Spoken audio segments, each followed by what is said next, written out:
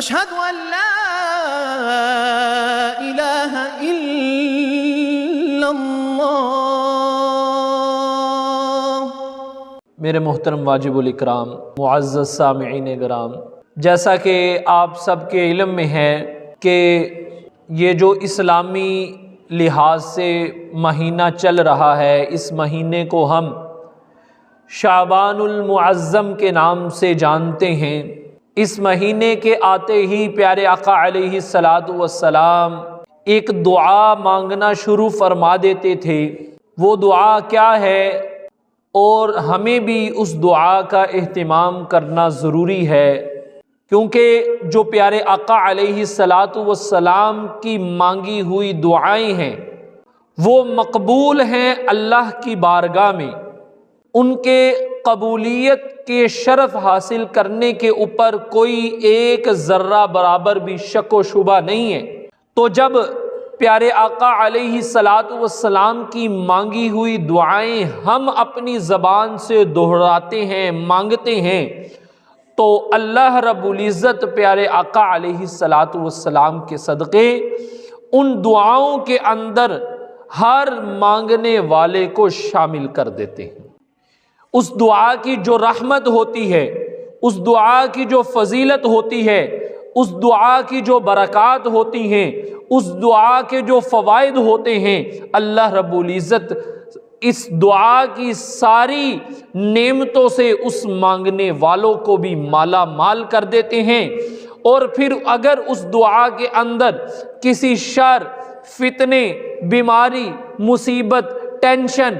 کسی بھی چیز سے اللہ کے نبی نے اس دعا کے اندر اگر پناہ مانگی ہوتی ہے تو اللہ رب العزت اس دعا مانگنے والے کو بھی ان تمام شرور، فتنے، بلائیں، مصیبتوں سے اللہ رب العزت نجات عطا فرما دیتے۔ تو پیارے آقا علیہ السلام اس شعبان المعظم کا مہینہ آتے ہی دعا مانگتے تھے، اللہم بارک لنا فی رجب و شعبان وبلغنا رمضان، کہ اے باری تعالی ہمارے اس شعبان کے مہینے کے اندر اتنی برکت ہماری زندگیوں میں ضرور دینا، ہماری زندگی کے اندر اتنی برکت ڈال دینا کہ ہم اس شعبان المعظم کے مہینے کو عبور کر سکیں، پار کر سکیں، تاکہ آنے والا جو مہینہ رمضان المبارک کا مہینہ ہے اس کی برکات سے ہم جو ہے مالا مال ہو سکیں، اس کی برکات اور اس کے فیوز کو ہم جو ہے حاصل کر سکیں۔ پیارے آقا علیہ السلام یہ دعا مانگا کرتے تھے، کیونکہ فرمایا کہ جس شخص کی موت رمضان المبارک کے اندر ہوگی، اللہ رب العزت پوری زندگی کے کسی بھی چیز کا اس سے حساب نہیں لیں گے۔ شرط یہ ہے کہ وہ مسلمان ہو، شرک اور بدعت سے دور رہنے والا ہو، اور نمبر 3 جو شرط ہے وہ اپنے رشتہ داروں کے ساتھ قطع تعلقی کرنے والا نہ ہو۔ اگر یہ 3 چیزیں اس آدمی کے اندر پائی جا رہی ہیں کہ جس کی موت رمضان کے اندر ہوئی ہے، تو اللہ رب العزت اس انسان کو بغیر حساب کتاب کے، بغیر پوچھ گیچھ کے اللہ رب العزت اس کو جنت کے اندر داخل فرمائیں گے۔ تو اس لیے میرے محترم بھائیوں اور دوستوں، اب رمضان تو بہت ہی برکتوں اور فضیلتوں والا مہینہ ہے۔ اس مہینے سے پہلے یہ جو شعبان کا مہینہ ہے، اس مہینے کو بھی اللہ رب العزت نے برکتوں والا کہا ہے۔ اس کی وجوہات ہیں، جو وجوہات جس وجہ کی وجہ سے اللہ رب العزت نے اس مہینے کو بھی بار بار بابرکت کہا ہے، اور ہم سب کے علم میں ہے کہ شعبان کی جو 15ویں رات ہے، شعبان کی جو 15ویں رات ہے، اس کو ہم اپنی زبان، اپنے معاشرے، اپنے کلچر، اپنے ماحول کے اندر شب برات کی رات کہتے ہیں، یعنی شب برات کہتے ہیں اس رات کو۔ تو آیا اس رات کے اندر ہمیں کیا کرنا چاہیے، یہ میں گزشتہ جمعے کے اندر عرض کر چکا۔ اب میں میرے محترم بھائیوں اور دوستوں اس جمعے کی گفتگو کے اندر عرض یہ کرنا چاہوں گا کہ اللہ رب العزت شب برات کے اندر تمام مسلمانوں کی، بڑی غور طلب بات ہے، تمام مسلمانوں کی اللہ رب العزت بخشش کر دیتے ہیں، مغفرت فرما دیتے ہیں، گناہوں کو معاف فرما دیتے ہیں، اپنی رحمتوں کا نزول اس رات کو کرتے ہیں، لیکن 4 قسم کے، ایک روایت میں 7 قسم کے لوگ ایسے ہیں کہ جن کی اللہ رب العزت اس بابرکت مبارک رات کے اندر بھی بخشش نہیں کرتے۔ اس فضیلت والی رات کے اندر، اس رحمت والی رات کے اندر، اس بابرکت رات کے اندر بھی اللہ رب العزت ان انسانوں کی مغفرت نہیں کرتے۔ تو ہم میں سے ہر ایک اپنے گریبان کے اندر جھانک کر دیکھے کہ آیا جن کاموں کی وجہ سے اللہ رب العزت شب بارات اس کے اندر بھی مسلمانوں کی مغفرت نہیں کرتے، وہ کتنے بڑے بڑے گناہ ہیں۔ کہیں ان کسی ایک گناہ کے اندر میں یا میرا کوئی جاننے والا یا میرا کوئی گھر والا یا میرے جو ہے ساتھ رہنے والے، ان میں سے کوئی بھی سب سے پہلے اپنا احتساب کریں، اپنا جو ہے وہ حساب کریں، جانچ پڑتال کریں کہ کہیں میں ان گناہوں کے اندر مبتلا تو نہیں۔ قرآن پاک فرقان حمید کے اندر سورۃ اللقمان کے اندر اللہ رب العزت نے حضرت لقمان علیہ السلام اس امت کے سب سے بڑے حکیم گزرے ہیں، اس امت کے سب سے بڑے دانا سمجھدار، جن کی سمجھداری کو اللہ رب العزت نے قرآن کے اندر بیان کیا، اور اللہ رب العزت نے بذات خود ان کو حکمت، دانائی، سمجھداری عطا فرمائی تھی۔ ان کے بارے میں مشہور ہے کہ حضرت جبرائیل علیہ السلام ان کے پاس آئے اور عرض کیا کہ اے حضرت لقمان،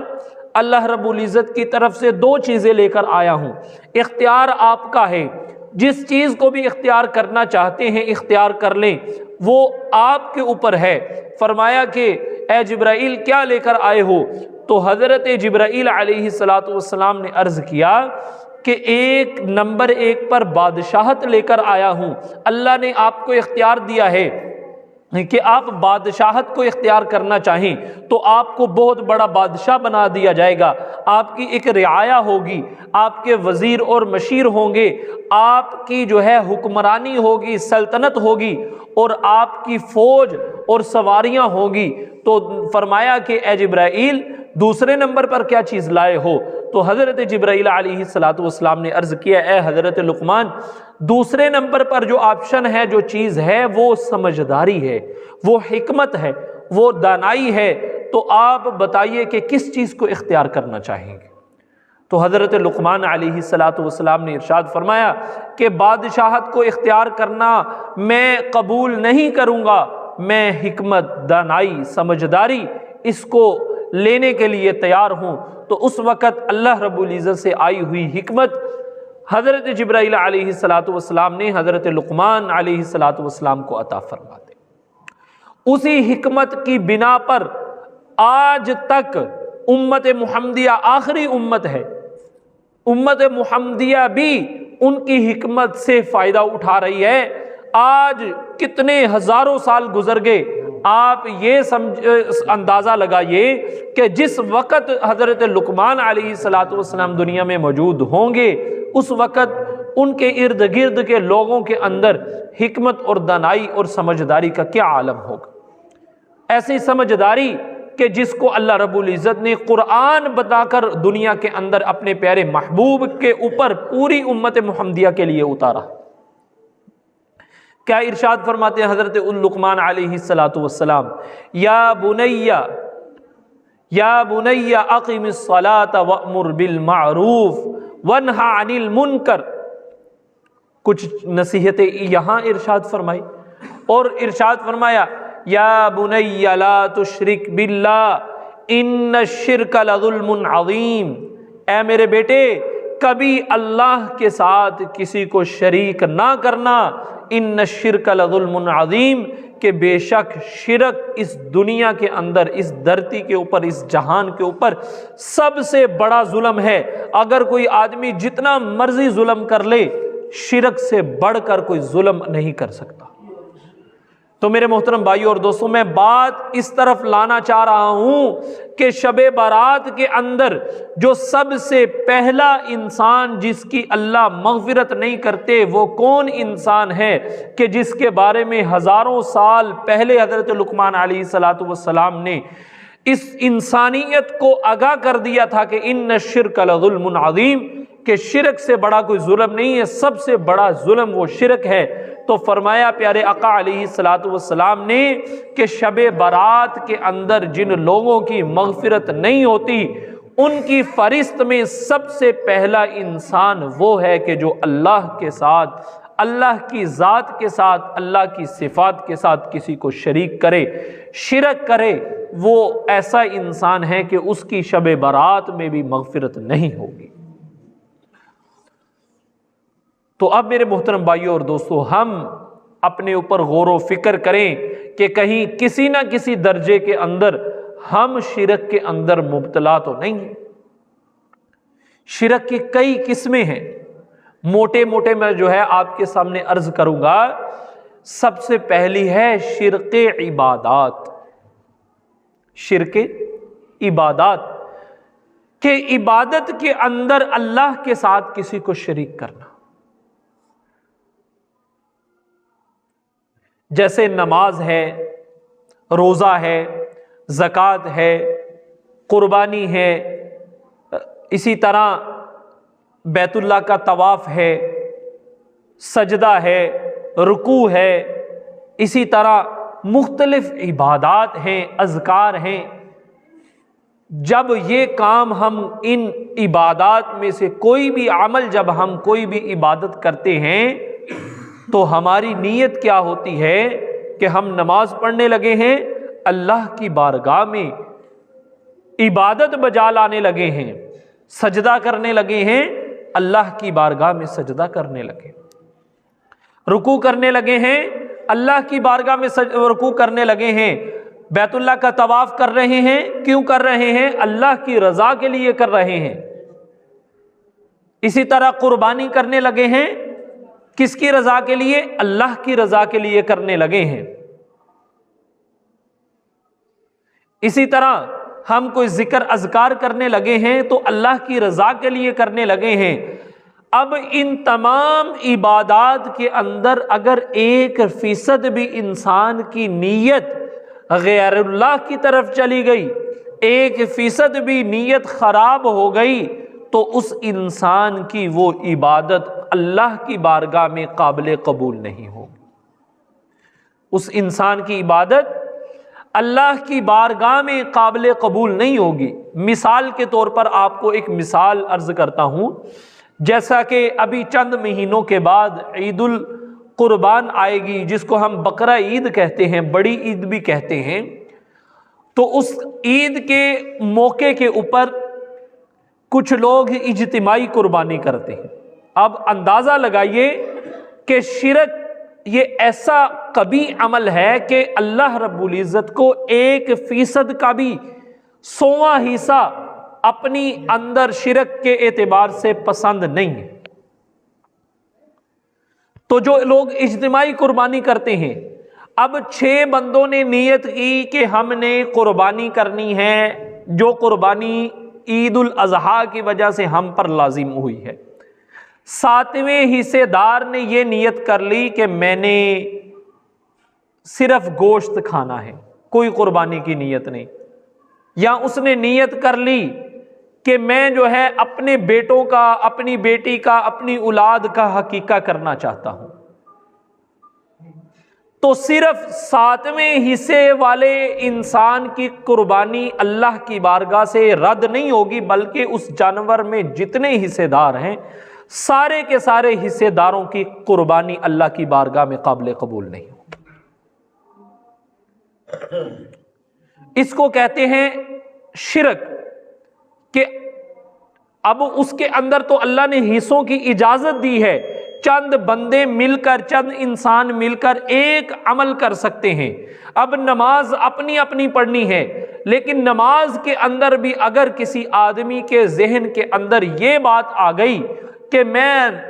اپنا سجدہ لمبا کر لوں کیونکہ فلاں آدمی مجھے دیکھ رہا ہے، وہ دیکھ کر کہے گا کتنا بڑا عبادت گزار ہے، یا میں اپنا قیام لمبا کر لوں، یا میں اپنا رکوع لمبا کر لوں، یا اپنی جو ہے نماز بڑی خشوع خضوع سے اور جو ہے بغیر حرکت کے اپنی نماز پڑھوں، اور نیت کیا ہے کہ فلاں آدمی مجھے دیکھ رہا ہے، وہ سارے لوگ مجھے دیکھ رہے ہیں۔ اگر یہ بھی نیت نماز کے اندر انسان کی خراب ہو گئی تو میرے محترم بھائیوں اور دوستوں، اسی وقت اس انسان کی نماز بھی خراب، اور اس انسان کا اللہ رب العزت کی بارگاہ میں اس عمل کے اعتبار سے کوئی اجر نہیں ملے گا۔ تو بنیادی طور پر میں عرض کر رہا تھا کہ اس شب برات کے اندر سب سے پہلا انسان وہ ہے کہ جس کی اللہ مغفرت نہیں کرتے، کہ وہ ہے کہ جو اللہ کے ساتھ کسی کو شریک کرتا ہے۔ اور شرک کے اعتبار سے سب سے پہلے اپنی عبادات کو شرک سے پاک کرنا ہے، اپنے سجدے کو شرک سے پاک کرنا ہے۔ کہیں ہم یہ اپنے اندر غور کریں کہ اللہ کے علاوہ کسی کو ہمارا سجدہ تو نہیں ہو رہا، یا اللہ کے علاوہ کسی کو ہم جو ہے سجدہ تو نہیں کر رہے۔ حتیٰ کہ مفسران اکرام نے سجدے والی آیت کے تحت یہ بات لکھی ہے کہ اگر کوئی آدمی کسی دوسرے آدمی، کسی افسر، کسی ایم پی اے، کسی ایم این اے یا کسی عہدے دار کے سامنے جھک کر سلام کرتا ہے تو پھر بھی اللہ رب العزت کے ساتھ وہ اس انسان کو شریک ٹھہراتا ہے۔ بعض لوگوں کی عادت ہوتی ہے نا، سلام کرتے وقت جھکتے ہیں، تو کبھی بھی کسی انسان کو سلام کرتے وقت جھکنا نہیں چاہیے۔ اللہ نے جھکنے کے لیے جانور بنائے ہیں، انسان کا سینہ اور انسان کا ماتھا اللہ نے سٹریٹ بنایا ہے، سیدھا بنایا ہے، اس لیے کہ اگر جھکنا ہے انسان نے تو صرف اللہ کی بارگاہ میں جھکنا ہے۔ ایک دفعہ پیارے آقا علیہ الصلوۃ والسلام تشریف لے جا رہے تھے، تو راستے میں ایک اونٹ نے پیارے آقا علیہ الصلوۃ والسلام کو جب دیکھا تو اپنے اگلے پاؤں ٹیک دیے اور اپنا سر پیارے آقا علیہ الصلوۃ والسلام کے قدموں کے اندر رکھ دیا۔ تو آپ سرکار کے صحابہ بھی ساتھ تھے، تو جب یہ ماجرا دیکھا صحابہ نے تو عرض کیا کہ یا رسول اللہ، ایک جانور جو آپ کو سجدہ کر رہا ہے تو ہم لوگ کیوں آپ کو سجدہ نہیں کرتے؟ ہم انسان ہیں، آپ ہمارے نبی ہیں، تو ہمارا زیادہ حق بنتا ہے کہ آپ کی بارگاہ میں سجدہ بجا لائیں۔ تو پیارے آقا علیہ الصلوۃ والسلام نے ارشاد فرمایا کہ اے میرے صحابہ، اللہ نے دنیا کے اندر اپنے علاوہ انسان کو سجدہ کرنے کی اجازت نہیں دی۔ اگر کسی انسان کو دوسرے انسان کو سجدہ کرنے کی اجازت اللہ دیتے تو ایک بیوی کو حکم دیتے کہ اپنے مجازی خدا کے سامنے جو ہے سجدہ ریز ہو جائے، ایک عورت کو حکم دیتے کہ اپنے خاوند کے سامنے جو ہے سجدہ کر، اور فرمایا کہ زیادہ حقدار خاوند ہے عورت کو سجدہ، تعظیمی ہو یا کسی بھی اعتبار سے ہو، سجدہ کو دیکھنے کے اعتبار سے۔ تو اس لیے میرے محترم بھائیوں اور دوستو، اپنی مکمل عبادات وہ شرک سے پاک کریں۔ یہ جو 15ویں رات شعبان کی آ رہی ہے، جس کو ہم شب برات کہتے ہیں، اس رات کے اندر ہرگز پیارے آقا علیہ الصلوۃ والسلام نے ارشاد فرمایا کہ مشرک کی بخشش نہیں ہوگی، سارے انسانوں کی بخشش ہوگی، مشرک کی بخشش نہیں ہوگی۔ نمبر 2، یہ تو ہو گیا عبادات کے اعتبار سے شرک۔ نمبر 2، اپنی کمالات اور اپنے اختیارات اور اپنی صفات کے اعتبار سے شرک سے بچے۔ اب زندگی دینے والی کون سی ذات ہے؟ اللہ کی ذات ہے۔ موت دینے والی کون سی ذات ہے؟ اللہ کی ذات ہے۔ صحت دینے والی اللہ کی ذات، بیماری دینے والی اللہ کی ذات، ٹینشن اللہ کی طرف سے آتی ہے، سکون اللہ کی طرف سے ملتا ہے۔ یہ سارے جو اختیارات ہیں صرف ایک اللہ کے پاس ہیں، اور ہم اپنے عقیدے کو، اپنے دل کو، اپنے دماغ کو، اپنے جسم کو ان عقیدے کے اعتبار سے بھی شرک سے پاک کریں۔ جب ہم یہ کہتے ہیں بیمار ہوتے ہی کہ فلانی میڈیسن سے ہمیں شفا ملنی ہے، تو یہ بھی اللہ کے ساتھ شرک ہے۔ جب ہم کہتے ہیں ہمارے بچے کو فلاں ڈاکٹر سے ہی آرام آتا ہے اور کوئی ڈاکٹر سے آرام آ ہی نہیں سکتا، تو یہ بھی اللہ کے ساتھ ہم شرک کرتے ہیں۔ جب ہم کہتے ہیں کہ میرا نفع میری دکان کے اندر ہے، میں دکان پہ نہیں جاؤں گا، وہ نفع مجھے مل ہی نہیں سکتا، تو یہ بھی اللہ کے ساتھ دکان کو شریک کر رہے ہیں۔ جب ہم کہتے ہیں میری ملازمت کے اندر ہی میرا فائدہ ہے، اگر ملازمت نہیں ہوگی جو رزق آ رہا ہے یہ رزق نہیں آئے گا، تو یہ بھی اللہ کے ساتھ شریک ہے۔ جب ہم کہتے ہیں میری فیکٹری سے ہو رہا ہے، میری زراعت سے ہو رہا ہے، میرے کاروبار سے ہو رہا ہے، میرے کرنے سے ہو رہا ہے، تو میرے محترم بھائیوں اور دوستو یہی تو اللہ کے ساتھ شرک ہے۔ اس کے علاوہ شرک کس کو کہتے ہیں؟ تو صفات کو بھی اور اسی طرح اختیارات کو بھی شرک سے پاک کریں، کیونکہ قرآن پاک میں اللہ فرماتے ہیں ان الشرک لظلم عظیم، کہ سب سے بڑا انسان جو ظلم کر سکتا ہے دنیا کے اندر وہ اللہ کے ساتھ شرک ہے۔ اللہ کے ساتھ شرک سے بڑا کوئی ظلم نہیں۔ نمبر 1 کہ مشرک آدمی کی شب برات میں بھی بخشش نہیں ہوتی۔ نمبر 2 قطع تعلقی کرنے والا، رشتہ داری کو توڑنے والا، برداشت نہ کرنے والا، اس انسان کی بھی اللہ رب العزت شب برات میں مغفرت نہیں فرماتے۔ صاف الفاظ میں حدیث اور قرآن میں موجود ہے۔ تو اس رشتہ داری یہ اللہ کے بارگاہ میں اسی طرح سمجھ لیں کہ اللہ کی بارگاہ میں ایک انسان کی مانند ہے۔ حدیث پاک کے اندر آتا ہے کہ قیامت والے دن یہ رشتہ داری جو ہم لوگ آپس میں بناتے ہیں اور اسی طرح چھوٹی چھوٹی بات کو برداشت نہ کر کے آپس میں رشتہ داری کو ختم کرتے ہیں، یہی رشتہ داری قیامت والے دن میدان محشر سجا ہوگا، اللہ رب العزت کی بارگاہ میں حاضر ہوگی اور ساری دنیا سارے عالم کے سامنے اللہ رب العزت سے یہ التجا کرے گی، اے باری تعالی جس انسان نے دنیا کے اندر مجھے جوڑا آج تو اپنی رحمت کے ساتھ اس کو جوڑ، اور جس نے دنیا کے اندر مجھے توڑا، جس نے دنیا کے اندر قطع تعلقی کی، آج اپنی رحمت سے اس انسان کو جدا کر دے۔ تو میرے محترم بھائیو اور دوستو، میں آج حدیث کی کتاب کے اندر رشتہ داری کے بارے میں پڑھ رہا تھا۔ بخاری شریف کی سب سے بڑی کتاب ہے حدیث کی، اس کے اندر ایک پورا باب ہے۔ یقین جانو اس قدر اہمیت پیارے آقا علیہ الصلوۃ والسلام نے رشتہ داری کے بارے میں بتائی کہ جو ہے بیان سے باہر ہے۔ اتنی لگاتار حدیثیں، سینکڑوں کے حساب سے حدیثیں میری نظر سے آج گزری جو پیارے آقا علیہ الصلوۃ والسلام نے رشتہ داری کو جوڑنے کے اعتبار سے مسلمانوں کو عطا فرمائی۔ ہم لوگ اس چیز کو بہت معمولی سمجھتے ہیں،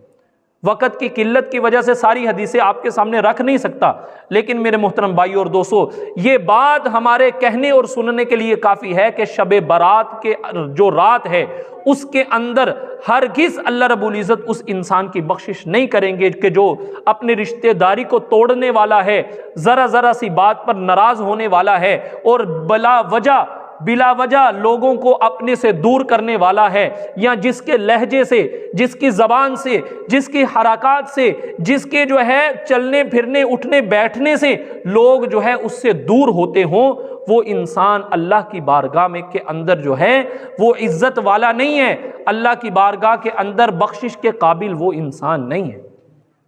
اس لیے ہمارا بولنا، ہمارا سننا، ایون کہ ہمارا دیکھنا، ہمارا چلنا، ہماری ہر حرکات و سکنات وہ انسانیت کو جوڑنے کے اعتبار سے ہو، انسانیت کو توڑنے کے اعتبار سے نہ ہو۔ ورنہ میرے محترم بھائیو اور دوستو ایک حدیث جو میں سمجھتا ہوں آپ حضرات کے سامنے رکھنا بہت ضروری ہے، وہ یہ ہے، میں آپ کو عرض کرتا چلوں کہ پیارے آقا علیہ الصلوۃ والسلام نے ارشاد فرمایا کہ اللہ فرماتے ہیں کہ قیامت والے دن میرا جی چاہے میں جس انسان کی جون سی مرضی خطا کو معاف کر دوں گا۔ اللہ کیا فرماتے ہیں کہ میں رب ہوں، میں جس کی جون سی مرضی خطا ہو مجھے اختیار ہے میں معاف کر دوں گا۔ لیکن پیارے آقا علیہ الصلوۃ والسلام نے ارشاد فرمایا کہ جس کا مفہوم یہ ہے، اللہ فرماتے ہیں کہ رشتہ داری کو توڑنے والے انسان کو میں قیامت والے دن اپنی رحمت کے ساتھ بھی معاف نہیں کروں گا، اپنی رحمت کے ساتھ بھی معاف نہیں کروں۔ حدیث پاک کے اندر آتا ہے کہ تم جنت کے اندر جا ہی نہیں سکتے، تم جنت کے اندر جا ہی نہیں سکتے جب تک کہ تم آپس کے اندر پیار اور محبت کے ساتھ زندگی نہ گزارو، اور تم آپس کے اندر پیار اور محبت سے زندگی گزار ہی نہیں سکتے جب تک کہ تم آپس کے اندر ایک دوسرے سے سلام کی عادت نہ بڑھاؤ۔ حدیث پاک میں آتا ہے افشوا السلام، سلام کو عام کرو، وَيُطْعِمُ الطَّعَامَ، آپس میں ایک دوسرے کو کھانا کھلاؤ۔ تو یہ پیارے آقا علیہ الصلوۃ والسلام نے آپس کے اندر محبت کو بڑھانے کے ہمیں طریقے بھی بتا دی ہیں، اصول بھی بتا دیے ہیں۔ سب سے بڑا محبت کو بڑھانے کا طریقہ سلام کرنا ہے۔ جو بندہ گھر میں جاتے ہوئے سلام کرتا ہے، اللہ رب العزت اس کے گھر کے اندر برکات کا نزول فرماتے ہیں۔ جو چلتے پھرتے سلام کرتا ہے، اللہ لوگوں کے دلوں کے اندر اس کی محبت کو اتارتے ہیں، اور فرمایا کہ قیامت کی نشانیوں میں سے نشانی ہے کہ انسان قیامت کے نزدیک صرف جاننے والے کو سلام کرے گا، جس کے ساتھ واقفیت نہیں اس کو سلام نہیں کرے گا۔ حالانکہ ہم لوگ آپس میں سارے جو جانتے ہیں یا نہیں جانتے، مسلمان ہونے کے ناطے بھائی بھائی ہیں، تو ہم ایک دوسرے کو سلام کریں گے، اللہ لوگوں کے دلوں کے اندر ہماری محبت اتاریں گے۔ وآخر دعوانا ان الحمدللہ رب العالمین۔ اشہد ان لا الہ الا اللہ